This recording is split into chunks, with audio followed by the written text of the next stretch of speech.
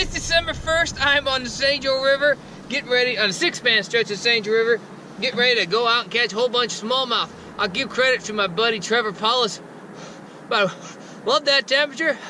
It's a whopping 28 degrees outside right now. Props to my buddy Trevor Paulus. Last weekend showed me how to get it done in a tournament out here.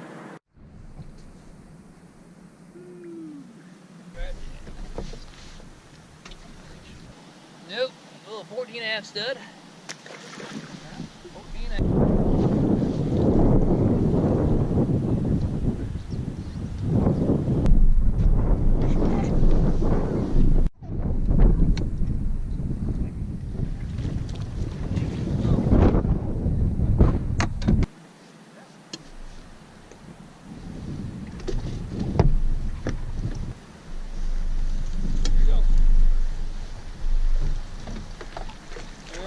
Good. I'll get the small ones out of the way for you.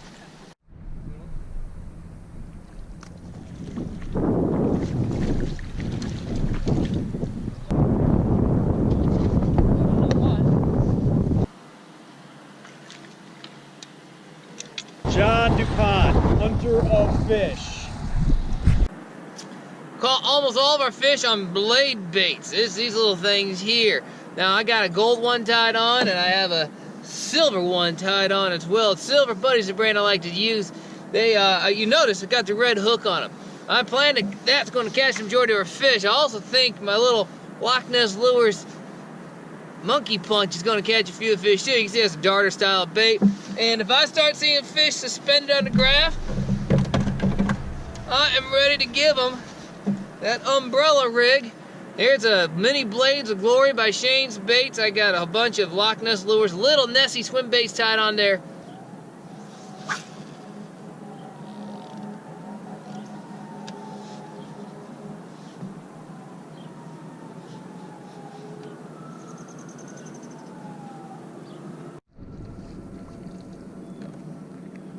Ooh, there's a little tiny guy.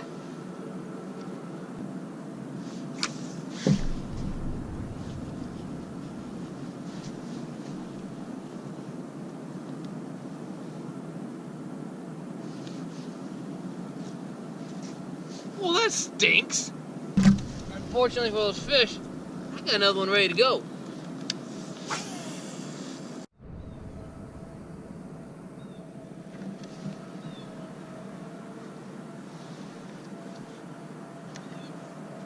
He's not hooked well, and he's not really that big.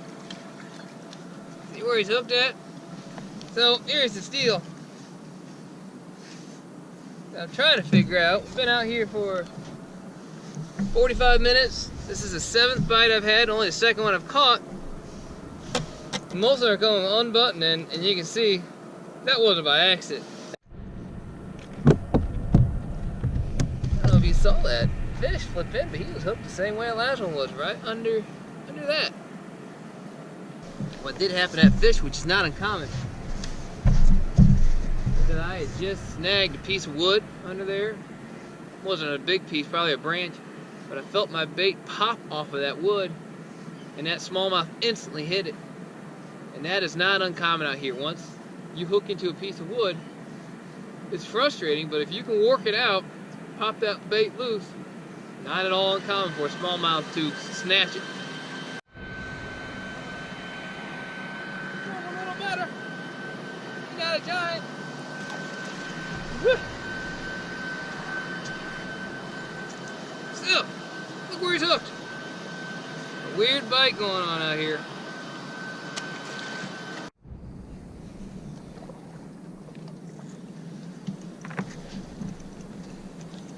Well, that's a little chunky smallmouth, eh?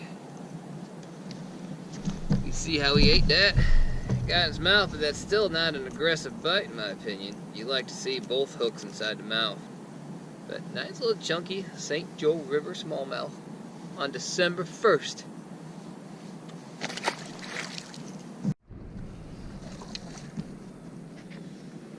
Well, see, okay, that's what you call a good bite. See how that bait's stuck in his mouth? That's a good bite.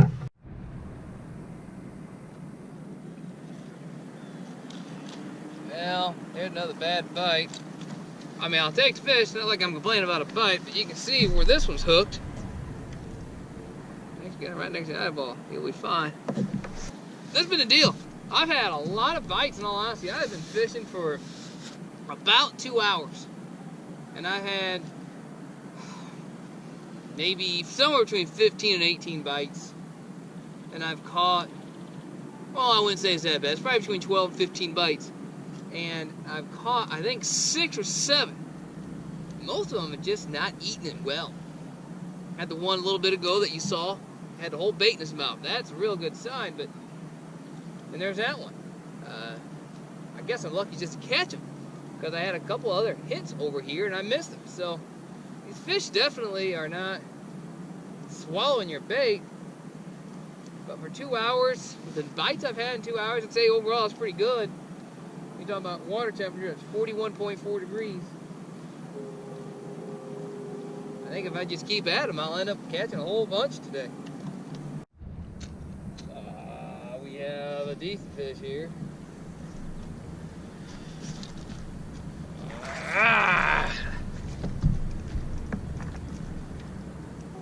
But what I'll tell you about where I'm fishing, the #1 most important ingredient in any place out here is wood. Wood is huge this time of year. They're going to relate to that wood. Inside cuts are also good. I mean, I'm not saying you can't find some fish related to rocks and some green weeds, but wood is absolutely essential. I'm on a flat right now with some scattered wood, and every fish is related to that wood. Every one of them. Wood, wood, wood, wood. I got wood. You got wood? You need wood.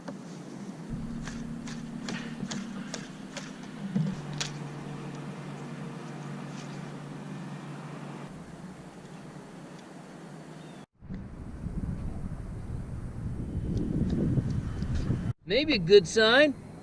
Maybe a good sign. I had one silver colored blade bait with me.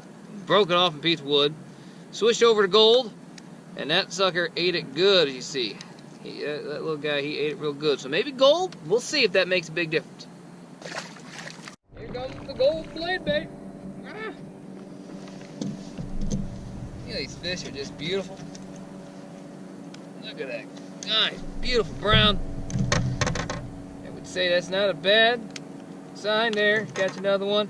What you didn't see on the camera is that on that same cast, I hooked and lost one.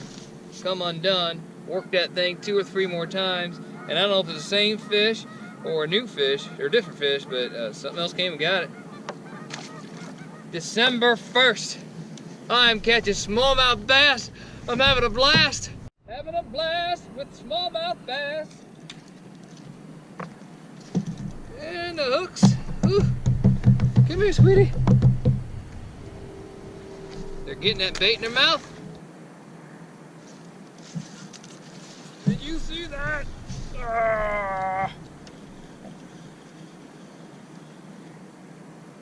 You know why I hit so hard? Because it's a northern pike. Look at this slimy little guy. Snot rocket.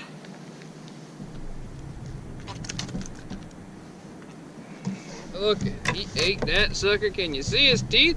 And you see those teeth? Man, they're getting small. Small, small, small. But, look at that. You telling me he didn't want it? Golden. Because I switched that gold silver buddy, blade bait, out of necessity, because I lost my only silver one. And they are eating it, and they're eating it better. Here's another one with that bait way in its mouth. And this one here was funny. I lifted my rod, fish was on, I set the hook, he come unbuttoned. So I popped the bait up, popped the bait away from him, and then he came back and ate it again. So not only are they eating it better, they're eating it once, we can come back for it. It's having a blast with smallmouth bass. Having a blast with smallmouth bass. Jump for the camera, would you? Go ahead and jump for the camera. Ah!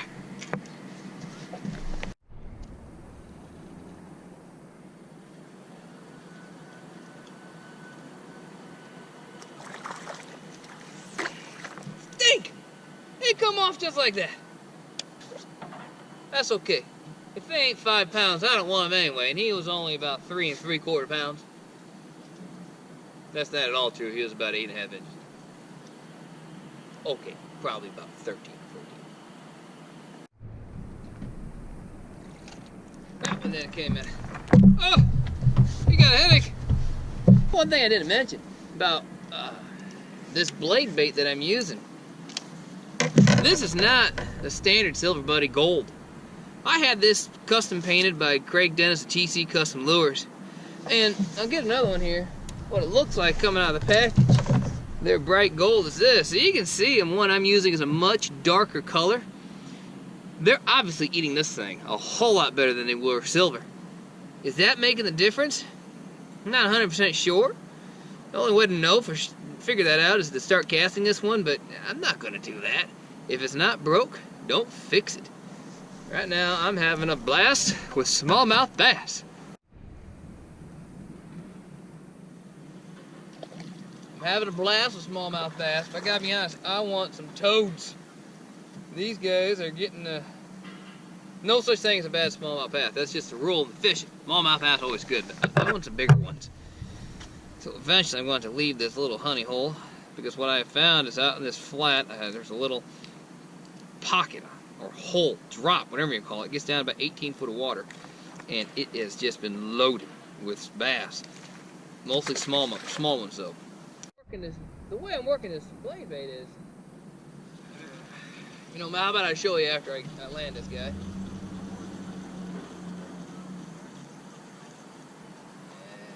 Come on, Bo. You don't want to get caught. He's not very big either. But man, oh man, still having a blast with smallmouth bass on the St. Joe River.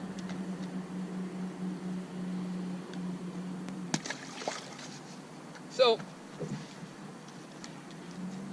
what I was trying to tell you before I was so rudely interrupted by the smallmouth is how I work this blade bait.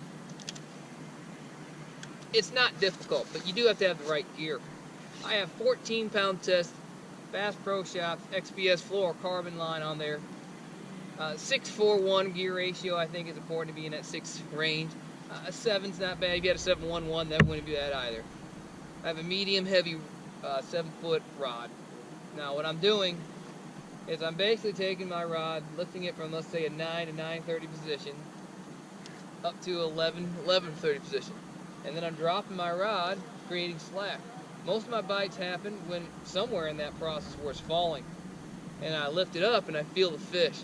And as you saw, that fish just caught, the important thing was I kept pressure on that fish. If at any point in time I lose, the slack is in that line, those fish have a tendency to get loose. Because there aren't great hook sets in there. You saw what I did there. I just tried to keep pressure, and that was not a fish. But there's not a great hook set, so you don't normally have good penetration in the fish's mouth. But that's how I'm working. Golly, they're such beautiful fish.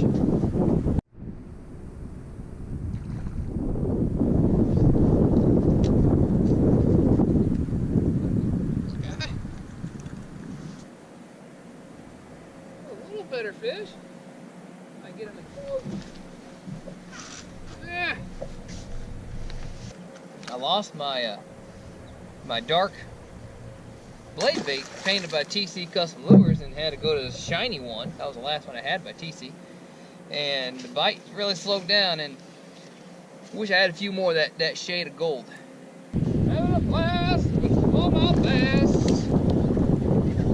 Having a blast.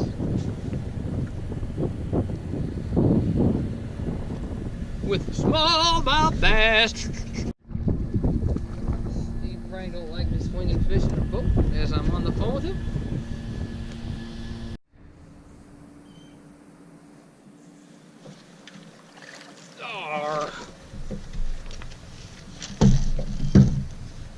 That's a little bit better, sir, and he ate it good. Number one question I always get asked by fair weather fishermen, weekend warriors, or just people who don't fish that much: how do you stay warm when it's cold outside? Hey, I fish when it's 20 degrees. Here's your answer. I'm going to show you how. Pay attention. I got your attention now. Number one, layers. That's the word. Layers it is. I'm out here in 43 degrees actually, so you better appreciate this. So, layers. First off, my thermals are awesome. I get these from Bass Pro Shops. Big, thick wool socks. Also get them from Bass Pro Shops.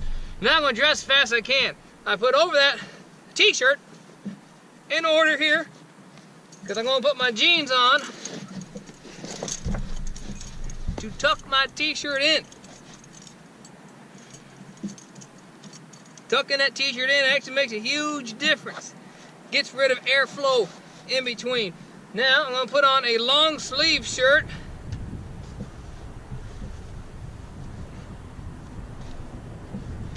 And warm boots. Now, it's 43 degrees, like I said. That's honestly, that's pretty tropical for what I like consider winter fishing. Normally I'll have my big, thick Mickey boots. If you're an ice fisherman, you know what those are. If you are an ice fisherman, period, whatever boots you wear out on the ice, that's what you want. I'll put my boots on.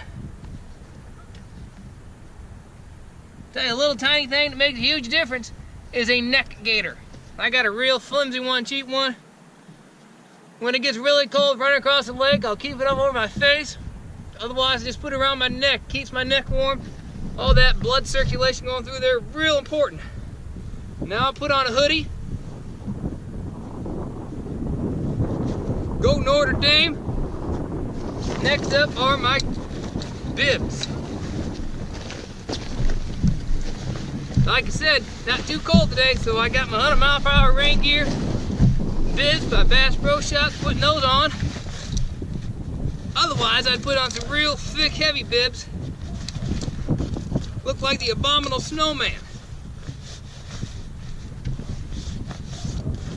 Real important, you keep everything zipped up, including pockets. You unzip your pockets, you're letting cold air get in there. Every bit makes a difference. Zip it all up, not much left. Big heavy coat. I can put this on. Here, I'm going to show you exactly what I look like. That, one hood. Put the big coat on. Two hoods. Oh, thick wool stocking cap. Over. And some real thick ice armor gloves. And I'm going to stay warm. Something that'll make you warmer more than any of these clothes is when you feel a fish tugging back on you. And that can't happen when you're sitting in the house. They just keep hitting. And I keep having a blast with smallmouth bass. Having a blast with smallmouth bass. Hunter of fish, John DuPont. Oh, we got another toothy critter. Come here, tooth. Snot rocket. I think you heard me say it a couple times today, but the phrase of the day is having a blast with smallmouth bass. Man, I don't even know how many I caught today. Probably pushing 50. Now last weekend, interestingly, comparing the two, when I fished that tournament with Trevor, we actually finished third place with 9.997, I believe it was. We lost 3 really good ones that definitely would have blown out the field. We could have weighed 13 to 14 pounds. Hey, that's fishing, no excuses. But with that said, we didn't catch nearly as many fish together as a team as I did today by myself. We caught anywhere between 25 and 30 last week total. And with that said, I didn't see nearly the quality today as I saw last week with Trevor. So I'm not sure how to explain all that. I will say the current is weaker today than it was a week ago. The water temperature is also 2 degrees warmer today than it was back then. It was 39.5 last week. Right now I'm reading 42.8 in the surface and 41.6 on the trolling motor. So I'm not sure what the reason is behind all that. But man, what a blast. Had a great time. Smallmouth fish on the St. Joe River. Hope you saw something you enjoyed. Subscribe to Andrew Buzz. He got a lot more videos coming. I fish until the ice is over, and then as soon as that ice thaws, I'm back on the water. Look forward to seeing you.